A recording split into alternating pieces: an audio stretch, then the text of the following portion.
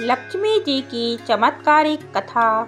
एक साहूकार की बेटी थी। वह रोजाना पीपल सींचने जाया करती थी। पीपल में से लक्ष्मी जी निकलती और चली जाती। एक दिन लक्ष्मी जी ने साहूकार की बेटी से कहा कि मेरी सहेली बन जा।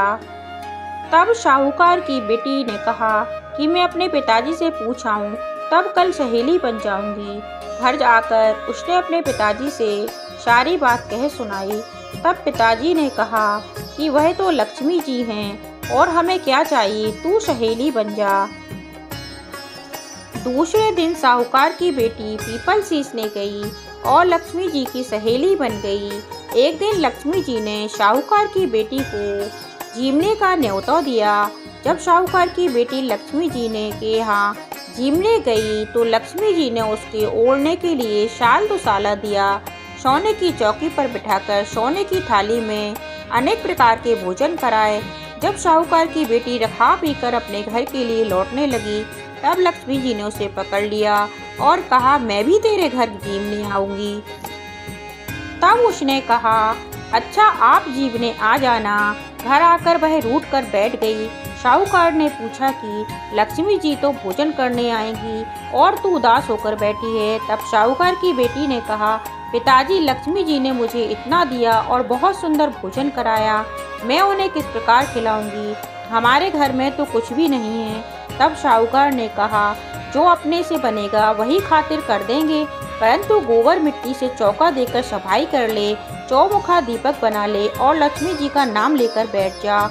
उसी समय एक तील किसी रानी का 9 लखा हार उठा ले आई और उसके साथ साहूकार के आंगन में डाल दिया।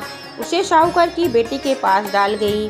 साहूकार की बेटी ने उस हार से सोने की चौकी, सोने का थाल, साल दुशाला और अनेक प्रकार के भोजन की तैयारी की। फिर आगे गणेश जी और गणेश लक्ष्मी जी साहूकार की बैठ के यहाँ आ गए। साहूकार की बेटी ने लक्ष्मी जी से सोने की चौकी पर बैठने को कहा। लक्ष्मी जी ने बैठने से मना कर दिया और कहा कि इस पर तो मैं रोज बैठती हूँ। तब राजकुमारी ने साहूकार की बेटी ने कहा कि तुम्हें हमारे यहाँ तो बैठना ही पड़ेगा। तब लक्ष्मी जी की उस चौकी पर बैठ गईं। तब साहूकार की बेटी ने लक्ष्मी जी की बहुत खातिर की। इससे लक्ष्मी जी बहुत प्रसन्न हुई और साहूकार के यहाँ बहुत धन दौलत हो गई। हे लक्ष्मी माता, जैसे तुम उस साहूकार की बेटी को चौकी पर बैठी और धन दान दिया, वैसे सबको देना।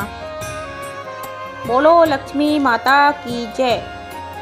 हे लक्ष्मी माँ, जैसे आपने साहूकार की बेटी को धन धान से परिपूर्ण किया, वैसे ही जो भी स्त्रियाँ पुरुष आपका चिंतन करें, उनके घर को सदा धन धान से परिपूर्ण करना।